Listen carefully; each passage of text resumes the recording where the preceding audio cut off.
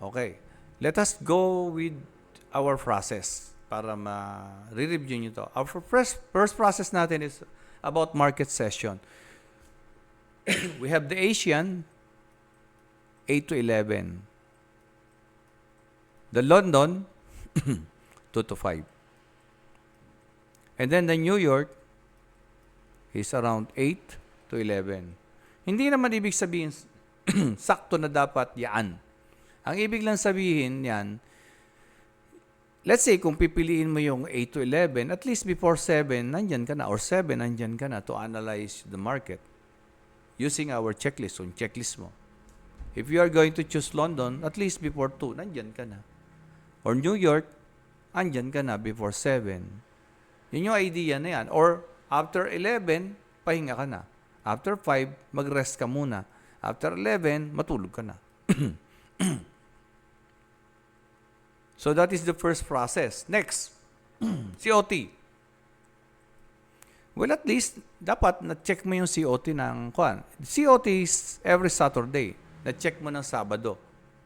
Hindi mo naman na kailangan checkin ng araw-araw yan. Nagkataon lang na nagtuturo tayo. But if ako, kumbaga, magkaka-idea ka na dun eh. Bakit? Magjo-journal ka. Nasa journal mo yan. For example, today, let's say, assuming na ito ngayon Sabado. So, ito ngayon, 207, 44. Para hindi nakakalito, isa-isahin nyo lang. So, negative 13. Long is, tataas. Long contract is tataas. They are the non-commercial, they are the market movers, they are the institution, sila yung nagkakaroon ng mga accumulation, so they are not adding long contract. So, ano yung bias? Hindi tataas. Although na, tama, ang bias natin long term is uptrend. Ayan, 207 against 44 lang. But this week, ito yung tinitingnan natin. Ano yung changes? So, hindi nag-add. So, ibig sabihin, within this week, para bang hindi sila masyadong tataas. Hindi sinabing hindi tataas. Pwedeng tumaas pa rin yan, and then eventually, bababa muna. And that is for long. Let us go for short. Short. Oh. Hindi rin nagdagdag. Nagbawas pa. So, ibig sabihin, hindi siya bababa. Nagbawas pa, may posibilidad tataas. Kasi nagbawas eh. Kasi bakit? Nagbawas siya kasi kung di siya nagbawas, pag tumaas yan, baka yung posisyon niya, kumita na, nag-negative pa. Ganon din dito.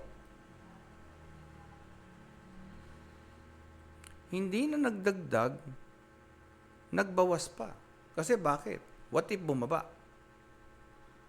Nakalong siya.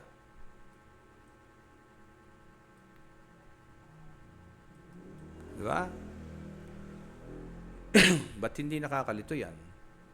Sa isay natin, again, take 2. Long. Si long. Hindi nagdagdag, hindi tataas. Para bang hindi tataas ng, para bang itong week na to. Pero,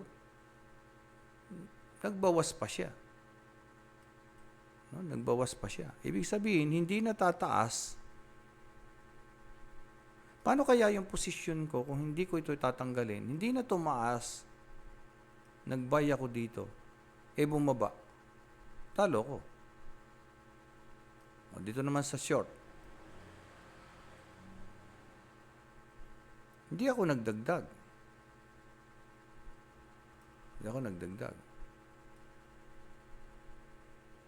Paano kaya kung hindi ako lumabas? Hindi na nga bumaba, tumaas pa, talo ako. O di magkabaligtad silang dalawa. Pansin ninyo? Sideways. So this will give us idea na medyo every support and resistance, major support and resistance, medyo lumabas ka. That will be after our top-down analysis. So our COT gives us idea that there will possibility na magkakaroon ng sideways. Excuse. So para kayo hindi kayo malito, kalimutan nyo muna yung last week. Pag di-discuss ko yun, malilito kayo, especially sa mga newbie. This is not basic. This is very, very advanced. The COT. Next, fundamentals. Forex Factory.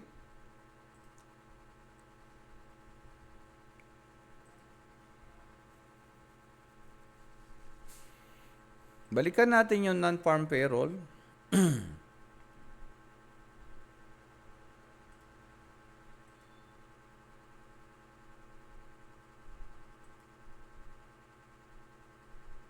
Ayan, non-farm employment change, 178 from negative 133 to 178. Non-farm, hindi raw yung kasama yung mga farm, employment change. Dumami yung trabaho sa Amerika. Very good, Ang tanong, totoo kaya ito? Di ba, even before, nagkakaroon na sila ng manipulation ng data? I don't know. So, if this is good, manipulating the data, pwedeng babagsak yung market. Di ba?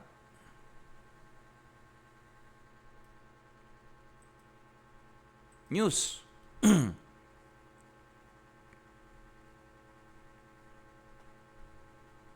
Ayun pala. While most of the world's financial markets settled into Easter holiday weekend, the March edition employment data surprised sharply to the upside. Traders may take dismal view of the result, however, as the Fed struggle to respond to inflation shock for an Iran war that threatens the So, sila man nagtataka eh. Ayan, why? Diba? I don't know. And then, with regards to I gave Iran 10 days to make a deal to open Hormuz Strait. Yan. Ito, napakaralim nung theory nung gera na yan. Sigurado naman ako, nagre-research kayo. Napakalalim ng theory na yan. We're not being political, Kasi kung talagang they are promoting peace. At itong mga Israel, tapos yung mga sa Middle East, hanggat hindi nagkakasundo yan, they need, arms. Yung mga missile na yan. Yung mga gumagawa niyan, mga private. At hanggat may giyera, in demand sila. So, ganun yan. Parang business. And at the same time, di ba, yung oil is being paid by US. Until now, hindi pa naman nababago yan eh. They are trying to, di ba? Kumbaga, gumamit na ibang currency, kaya nga naggigera-gera dahil yun ang ginagawa nila eh. But, up to this moment, USD pa rin. So, in demand siya. In demand, plus calendar, non-farm payroll, gumaganda. So what will happen? May chances na si XAU ay bumaba pa din.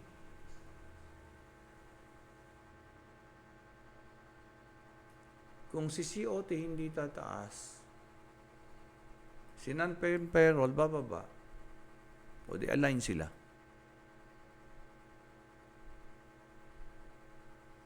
Kung si short, oo nga, nagbawas siya ng short. Ito. Nagbawas siya ng short. Ito. Kung nagbawas siya, ibig sabihin, iniisip niya, hindi bababa. Pero binenta niya to secure yung profit niya kung tumaas man. What if ito, dinispose niya para kumuha siya bago ito bumagsak? Kasi ito, parang hindi niya binabayas na tumaas. So, ibig sabihin, may tendency na bababa. Di ba? Ito naman, may tendency na tataas muna, tapos may tendency na bago bababa. Parang gaganon.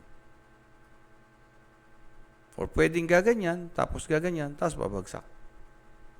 Pag inalign mo sa Forex Factory. Kasi si Forex Factory, non-farm payroll, 172. Gano'ng kalaki yun?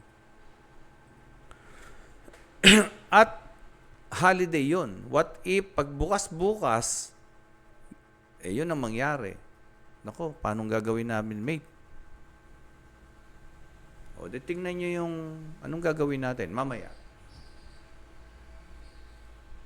Paano natin sasabayan yan? Ganun. Ayan, 178 to employment rate to 4.4, 4.3. This is good kasi unemployment ito. Nabawasan yung unemployment, nadagdagan yung employment. No, lalo na to, unemployment claims from 211 naging 202 na lang, good pa rin. And then the rest are good for USD. Kung kukonekta mo sa COT, ito, ang laki ng nabawas sa pagtaas. Kung konekta mo sa Forex Factory, the Forex Factory is pushing the price. The long is not pushing the price to go up, but the Forex Factory is pushing the price to go down. Ito, hindi tinutulak pataas. Yung isa, tinutulak pababa. O di, walang kontra. Nababagsak. But you have to look for this significant support and resistance. Okay, charting. Number 4 is charting. So, number 4, top-down analysis muna. Support and resistance. Identify your support and resistance. Dito, we have identified the resistance and support. February, ito siya. Price is in between this range.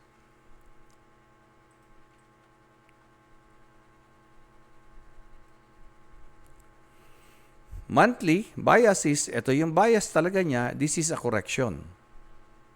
No? Last week, indecision. Saan ako pupunta? Tataas o bababa? Indecision yung last week.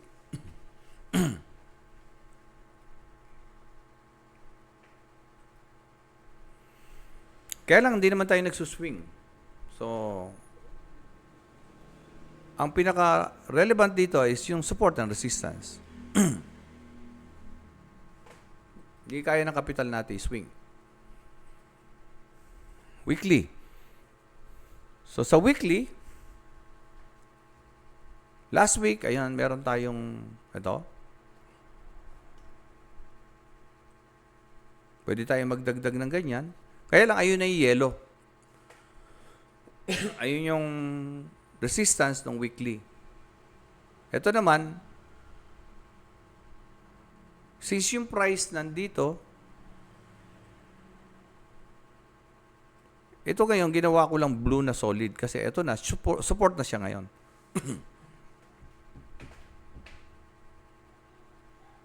Pero, pagka weekly kasi, medyo kwan pa rin yan. Tawag dito, malaki pa rin range na yan. So, we go down. Pero, anong bias? Di ba? Pag weekly, bias, ito siya. Nagpo-pull back. Where is full back?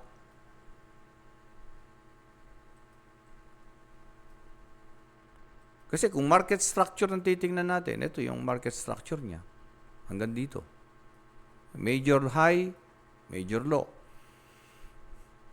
So, ibig sabihin, hanggat hindi na be-break ito, bearish to. Ayan siya. But then again, hindi kaya ng capital natin. So, we go down lower time frame.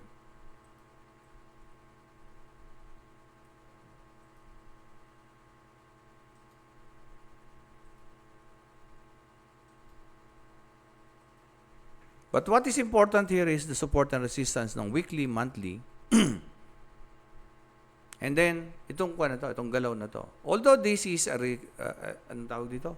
A correction ng weekly, pero on a lower time frame, ito yung bias niya. Uptrend. Uptrend. Anong lower time frame? Most likely, 4 hours. Tingnan natin.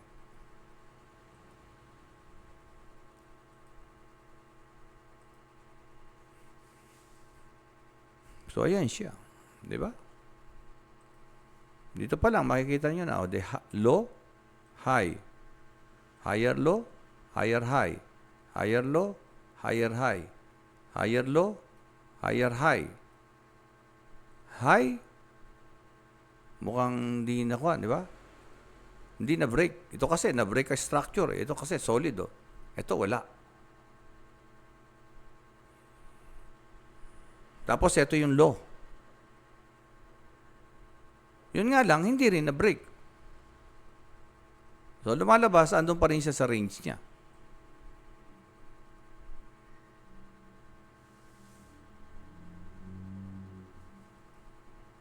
Di ba? Hindi natin masabi ngayon kung aakyat o bababa dito. Kung dito tayo titingin, ha? Kasi ito pa rin yung low. Although na may buntot dito, hindi naman nag-close.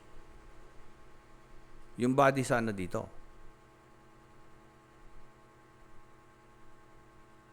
Pero kung titingnan mo to, may pagka-bias ng bearish. Kaya nga lang, yun nga lang, hindi pa masabi na baka didiretso to. Kung market structure ang pag-uusapan, ha, mate, ha? Kung market structure ang pag-uusapan. And then, kung gagamitin natin yung video ng volume, ayan, taas ng volume, ayun, no, may rejection. So, mayroong buyer. So, there is a chance na aangat. Kung gagamitin natin yung video, di ba, yung mga inaral natin.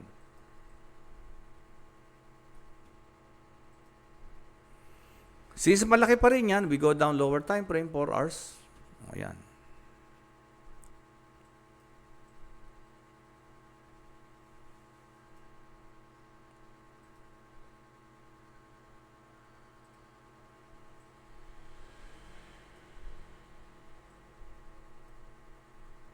Dito tayo mag-umpisa para medyo ano to. O, di ba, breakout. Sabihin na nating ito yung swing high. Andun yung swing low sa taas. O, sabihin na nating nag-pull back. Ayun, nagkaroon uli ng swing high. Ngayon nga lang, maliit pa. Parang nag-uumpisa pa lang. O, pull back uli. Tapos ito, malaki na. Ito, break of structure, nakarating siya hanggang dito.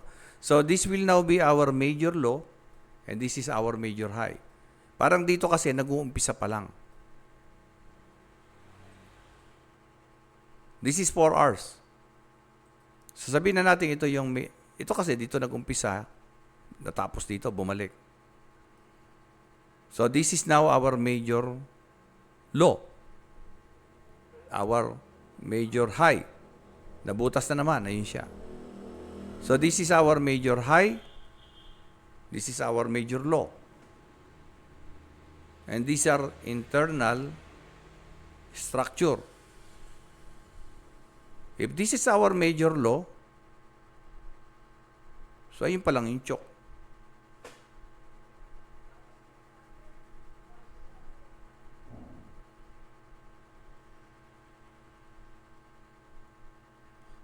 Di ba dati iniisip natin, this is the high, this is the high. O, di ba? Ito, choke. Kaya, since choke, hintay dito, sell. Stop loss. TP. O, idemiretso. Kasi pala, this is the major high and this is the major low. Ito ay internal structure. Yan.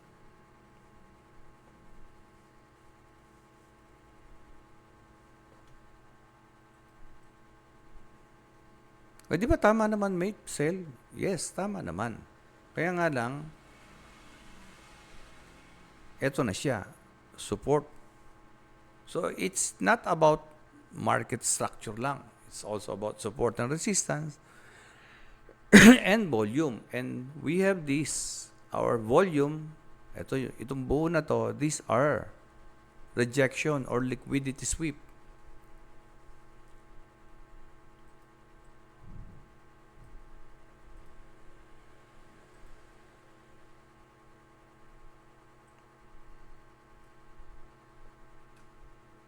Yan na, liquidity sweep niya lang to. Liquidity sweep. Liquidity sweep. Liquidity sweep. Nung bumaba na yun. No? While we are thinking that we are going to buy, institutions are waiting for us to buy. So they could sell yung dito. Part of their accumulation, sell, we buy, sell, we buy, sell, we buy, and then liquidity sweep. Ayan, parang ganon. Dito, ito yung pinaka-liquidity sweep niya. And then,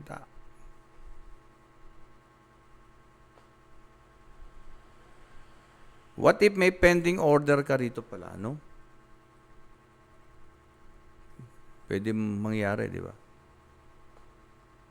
Iniisip ko lang. Bigla lang pumapasok sa isip ko yan. Balik tayo ng 4 hours.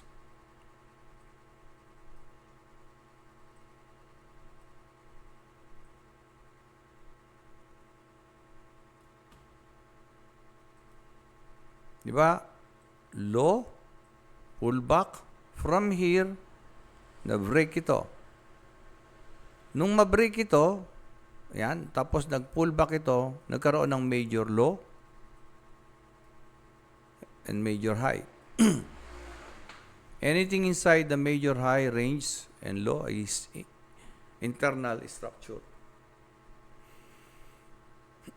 So, high, lower high, pero internal. Within the internal structure of this downtrend, this still bearish. Kaya lang, we need to wait. Diba? We need to wait. Ang nangyari, dumiretso na-break. So, nung na-break siya at nag-pull back, lumalabas, bullish pa rin siya.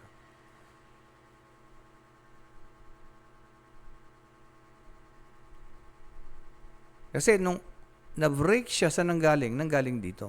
This will now be our major low.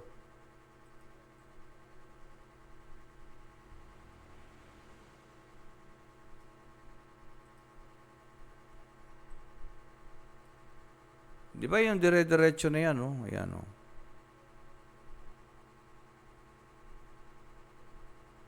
Oh, ito yung sample kanina na pagka nandun na sa kuwan, babagsak na, bumagsak na.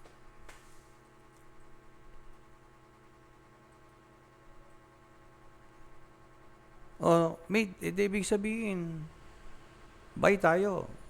Hindi ah. This is our major low. This is our major high. Di ba? Ito, high. Oh.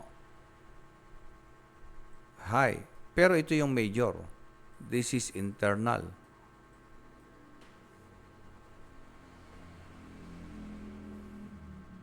Tapos, nag-pull back, binrake itong major high. Nung na-break yung major high, it created another major high. In my opinion, subjective ito, mate, this is major low. Ayun yung trend. So, ano to ngayon? Ibig sabihin, ito internal structure. So, hanggat nandito sa loob yan, kahit bumababa yan, lumalabas, bullish bias. Yun nga lang, merong internal structure. The bullish bias ay nag-i-exist hanggat hindi nabe-break yung tinatawag natin na mga major low at major high. Major high exists the moment na nagkaroon ng break of structure. Diba? So at the moment, ito ngayon, lumalabas ay, kung ito ay major high, major low, kabe-break ng major high, ito pa lang yung choke. So if there's a choke, magkakaroon ng pullback. Ito ngayon yung pullback.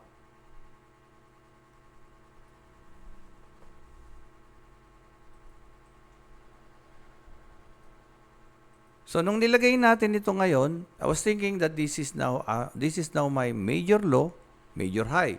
Baba ako ng 1 hour. Ayan. Ito ngayon yung institutional footprints. Ito yung breakdown. Liquidity sweep.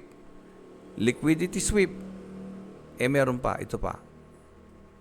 Ano kaya mangyayari? Babagsak na kaya? O ipipill up niya yung fair value gap?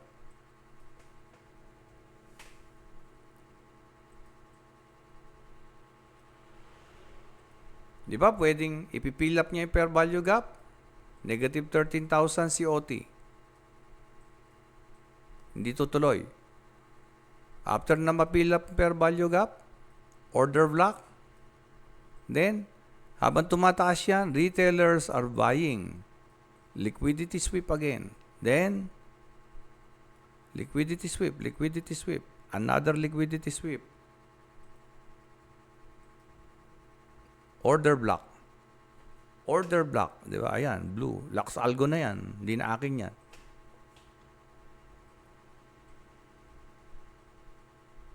COT. Di ba? Sideways.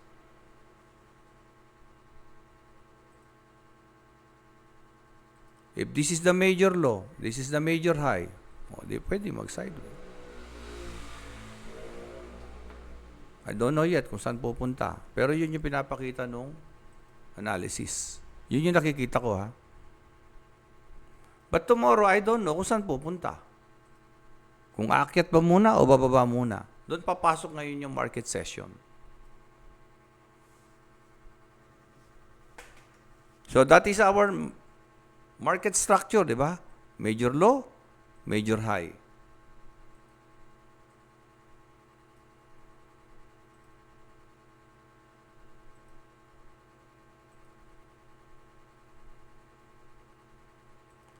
Internal structure. Internal structure may breakdown, possible pullback. Pullback means may naiwanan dito. Pullback means may naiwanan, baka babalikan lang bago i-drop to liquidity sweep. And from here, order block. Or, itinatawag natin, ayan, di ba?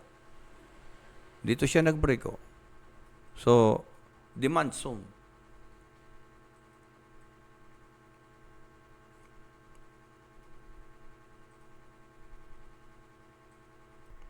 Okay.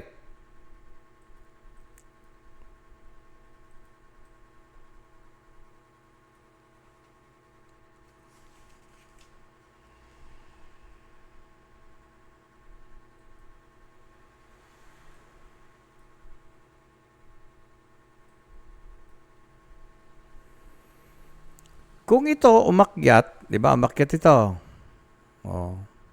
From here to here, this is also a swing high. Swing low. So, dahil ito ngayon pumasok, this is the internal structure nito. Ito internal structure nito. Yan. Ito yung internal structure. Pero kung paliliitin natin, ito, magmula dito, umakyat. Actually, dito nga nag-pullback. Ito ngayon nasa loob nitong swing low na to, swing high na to. Internal structure nito. Umakyat na naman.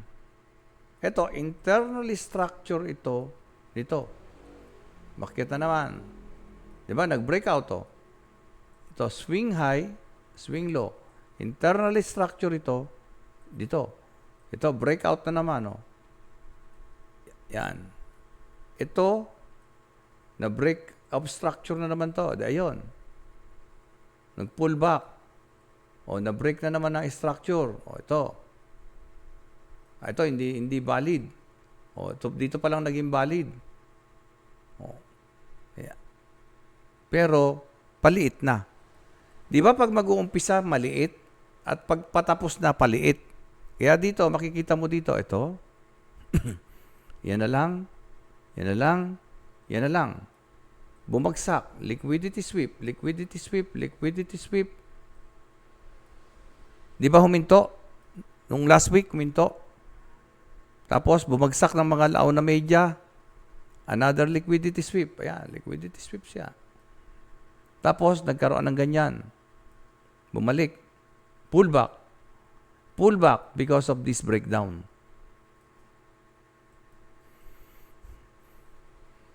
Di ba when we say fair value gap, may unfilled orders ito? So, tapos, di ba bumababa na siya? Ito, bumababa ito. Pero yung volume nagda-dry. Di ba yun yung sabi ng volume kanina? Supply test. So, bumababa pero walang supply. So, hindi pa, ibig sabihin, walang volume para bumaba pa to. Ano ibig sabihin nun? So, possible, i-fill up niya to. O, di ba may negative, ilan yung COT? Negative 8. So, ibig sabihin, pwedeng si negative 8, negative, hindi bababa. Nagbawas pa. So, possible tumaas. Kaya lang, negative 8 lang. Konting-konti lang. So, konting-konting taas lang. Tapos, si COT, negative 13. Hindi tataas. Kung hindi tataas, saan siya pupunta? Pagdating dito, hindi kaya babagsak. Bakit siya kaya babagsak? Anong meron dito? Liquidity, liquidity, liquidity. Ano yung liquidity? Di ba yun yung hinahanap ng mga institusyon?